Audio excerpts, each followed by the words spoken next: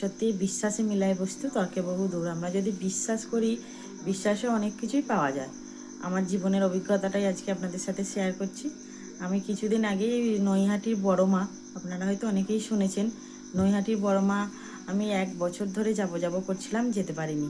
কিন্তু হঠাৎ করেই একদিন ঠিক হলো যে ওই নৈহাটির বড় মার কাছে যাব। সেখানে গেলাম, গিয়ে দেখলাম প্রচুর লাইনে ভিড় হয়েছে। লাইন দিয়ে তখন অনেকটা পুজো দিতে হয়, যারা গেছেন তারা অবশ্যই জানেন।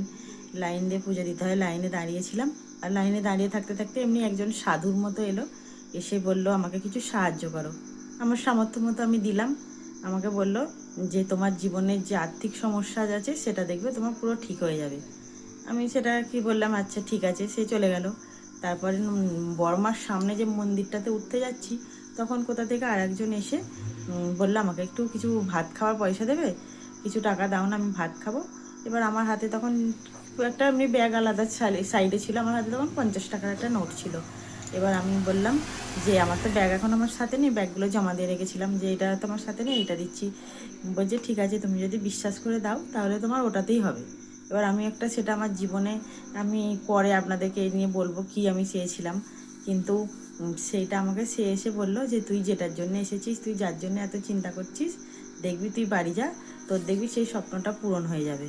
আর সত্যি বিশ্বাস করবে না তোমরা যে আমি এটা বিশ্বাসের সাথে করে তাকে আমার সামর্থ্য মতো দিলাম। বললো পুরোটা দিবি না, 100 টাকার মতো বলছিল যে পুরোটা দিবি না, তাহলে আমি পেট ভরা আরও ভাত খেতাম। আমি বললাম না, পুরোটা দেবো, কিন্তু তোমাকে তো আমার সবাই লাইনে যাদের সাথে গেছি তার আগে চলে যাচ্ছে, এবার সব খুঁজে পাবো না।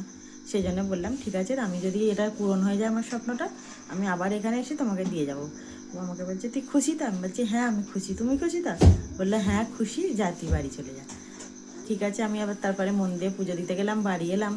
আর আপনারা সত্যি বলছি, আমি কি বলবো আপনাদেরকে বুঝতে পারছি না, যে আপনারা বিশ্বাস করবেন না, আমি যেটা এত দিন ধরে চেয়ে এসেছি, 3-4 বছর ধরে আমি এই জিনিসটা চেয়েছি।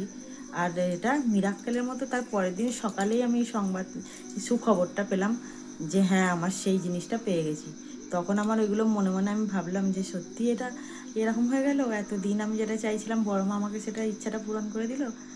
আমার জীবনের ঘটনা আপনাদেরকে বললাম। আপনাদের যদি বিশ্বাস থাকে বা বড় মা যদি চায়, আপনারাও সেখানে নৈহাটিতে ঘুরে আসবেন। নমস্কার। আমার কি স্বপ্ন পূরণ হয়েছে আমি সেটা আবার নতুন ভিডিওতে পরে বলবো, এখন নয়, সেটা আপনাদেরকে পরে বলবো। আর যদি আমার ভিডিও ভালো লাগে, আমার পাশে আপনারা থাকবেন, সাপোর্ট করবেন। আপনাদেরকে এই নিয়ে আবার পরে কথা বলবো।